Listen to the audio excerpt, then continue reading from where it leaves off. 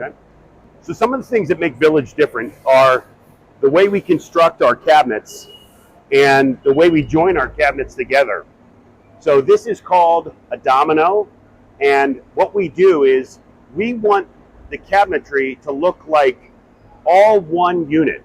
Instead of a base 24 and a drawer base 18, a base 24, and another drawer base 24, it's all one unit that is connected here at this joint. So what we do is we use dominoes, and then this joint will come together in the field.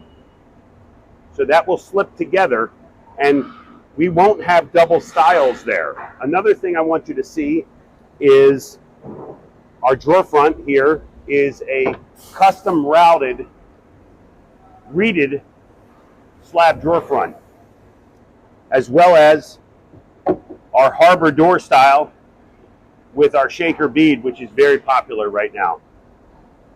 This is in a flush inset application on cherry wood.